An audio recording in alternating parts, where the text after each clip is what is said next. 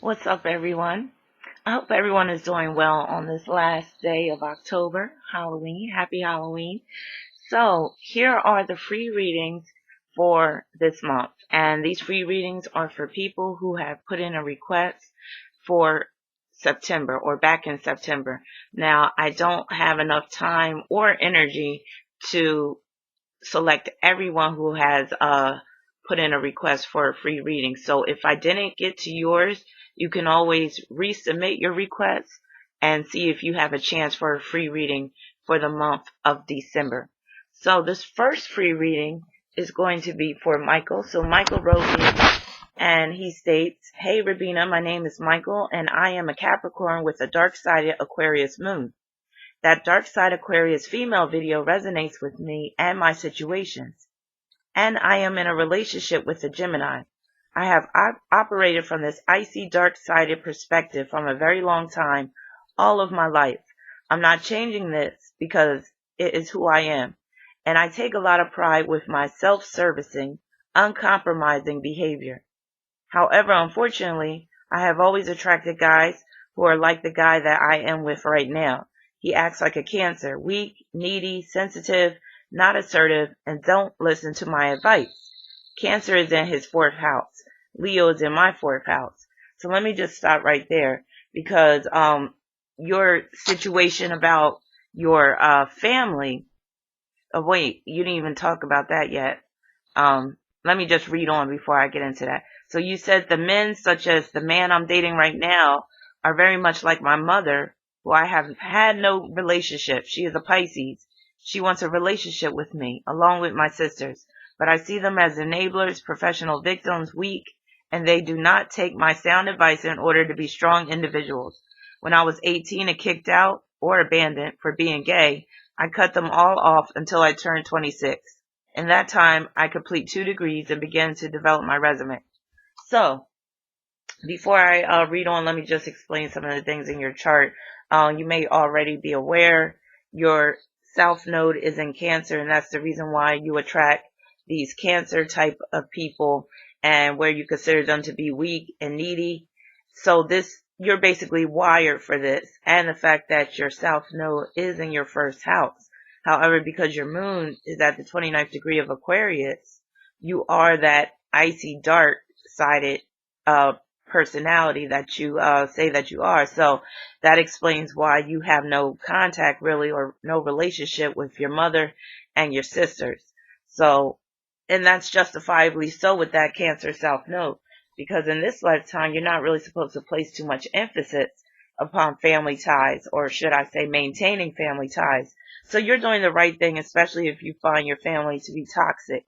So I'll say that. Now, it's going to be very hard for you to move away from that Cancer South Node, maybe not in terms of your own personality, but in terms of you attracting these type of people into your life who are very Cancer-like. And the man that you speak of, the Gemini, he has significant energy in Cancer in the form of his Jupiter and Chiron being in Cancer, and they are within or within distance to make a conjunction with your Cancer South Node. So that's a big problem. So with that situation, that's where that Cancer energy is coming from with this Gemini individual. So you're going to have to make a decision whether you want to continue down this road with this Gemini, where it is basically keeping you trapped in that Cancer South Node framework, or whether you want to just let things go and be who you really are supposed to be. Because if you're really about being that icy, dark-sided personality, then you wouldn't be entertaining this Gemini dude. So you got to question your motives with respect to this relationship, and you really got to check yourself on that, because you're coming off as like real hard nosed, this is who I am, and I don't, apologize for that, and I'm not going to change who I am and all this stuff. But you're dealing with a individual that has some strong Cancer energy. So if you're not down with dealing with that Cancer energy, then you're going to have to let homeboy go. That's just how it has to be. So you're going to have to either shit or get off the pot. Now, let me finish reading what you wrote. The guy I am dating is well aware of who I am and my history. When he hears my story, he wants to have an emotional moment every moment as an emotional moment.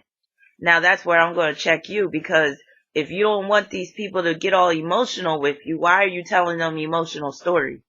Because if you're telling them situations about your past, which is not positive, which is not, uh, it wasn't conducive to your well-being, then of course somebody is going to get emotional over that if they care about you and if they do have significant Cancer energy. So it's almost like you are baiting this person, but then when they take the bait, it's like you're like, you want to throw them right back into the sea, because it's like, okay, yeah, I'm telling you some emotional shit, I'm sharing some emotional shit with you, but you're not supposed to get emotional over it. So again, you got to check yourself on that. Now, reading along, you said he hates the fact that I am not interested in deep, heavy moments. So again, I question you.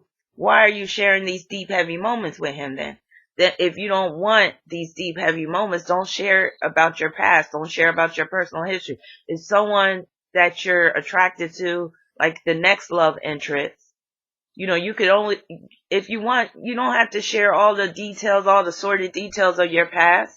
You could just say, you know what, my past wasn't that great, my upbringing wasn't that great, but I don't want to talk about it. I don't want to go there. That's all you have to say. You don't have to open that door to the past and thereby attract these type of emotionally needy people and people that want to have this deep emotional exchange with you.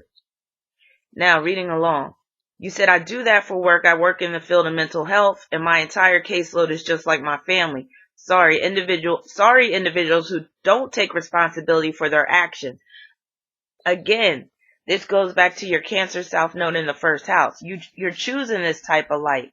If you don't want to be around these emotionally needy people, these dysfunctional families, all this type of stuff, why did you choose to work in the field of mental health?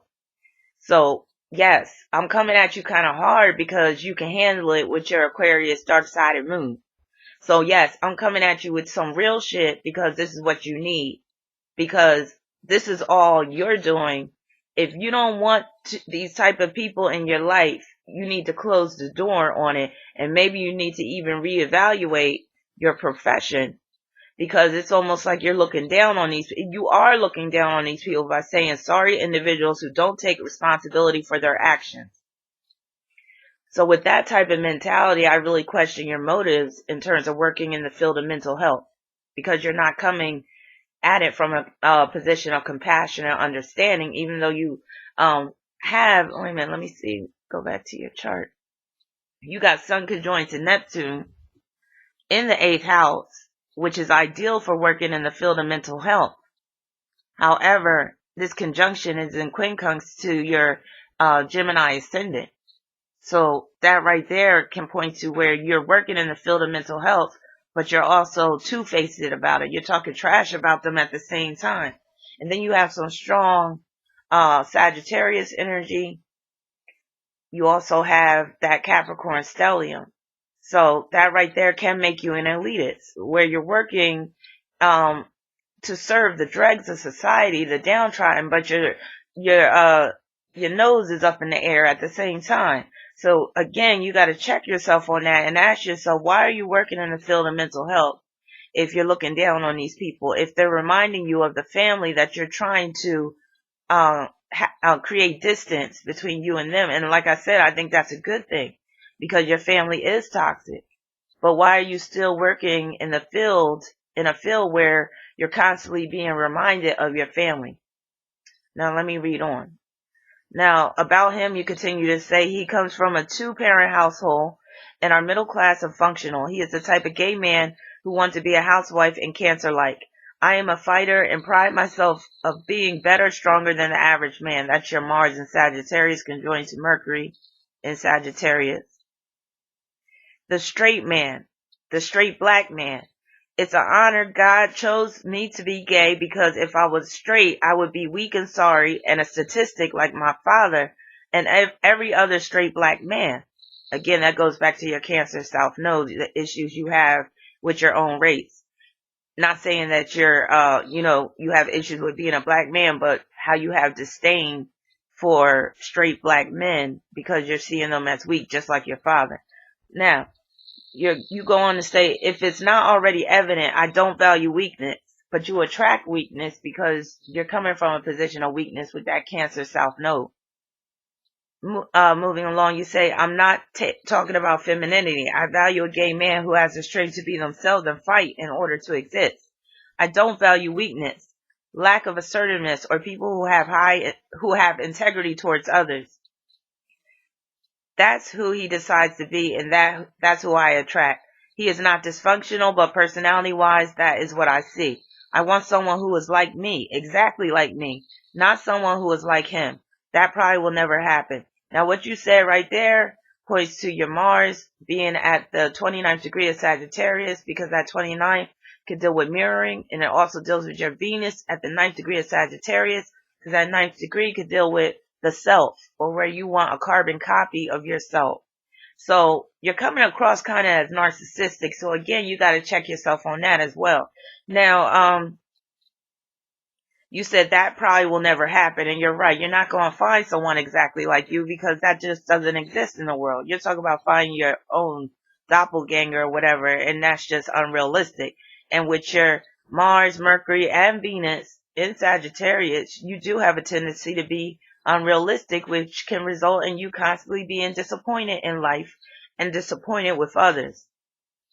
Now, you said, but weak people like him brings me down and does not inspire me to be like him. So again, I question, why are you with this guy if you see him as weak? Again, you're coming from a narcissistic, elitist position. So again, I'm saying you need to check yourself on that. And if you're really about that life, about being that icy, dark-sided personality, then you need to cut these people out of your life that are so emotionally needy and that are so weak. And then you said maybe a fire sign energy would be more compatible.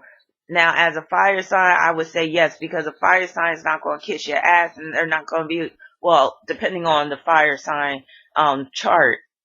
But a fire sign like me, Sagittarius, like if you were to get with a dude like me, oh yeah, he would set you straight, and he would let you know that, yeah. He would basically bring you down a peg or two. He would knock you off of your high horse, and he wouldn't be all emotionally needy. So I agree. Yes, I would say you need to get with a Sagittarius because they're not going to play into that Cancer South Node framework that you're looking for, because you're doing this on an unconscious level where you're seeking out these needy, weak people to make yourself feel stronger. And then you say, or maybe I should stop dating gay men. So what's your choice? To go after straight men? If they're dating you, they're going to be gay anyway. So I don't get it. Are you saying you should just be by yourself? Now, I will say this. With your North Node in Capricorn, you do need to spend a lot of time by yourself in solitude so you can really understand who you really are and what you really want. Also, it would be to your advantage to date men who are significantly older than you. I would say 7 years or more, because that 7 is that Saturn number. It deals with Neptune, but it's Saturn in terms of cycles, because Saturn has a 7-year cycle in terms of the squares that it creates. Now, you said I was wanting a reading because our relationship has a lot of moments where there has been disconnects and dissatisfaction on both ends. The answer may be obvious. Yes, it is. Maybe we should not be together. No, you shouldn't. But I want to know why. So I already explained to you why. And I know I came across as kind of harsh, but I feel like this is what you need, because you got that Aquarius Moon, you got Saturn in Aquarius, you got that, no nonsense Capricorn energy, and you got energy in Sagittarius, heavy energy, so you can handle what I'm dishing out to you. So let me know what you think, either in the comments section, or you can send me an email in response, and I'm on to the next reading.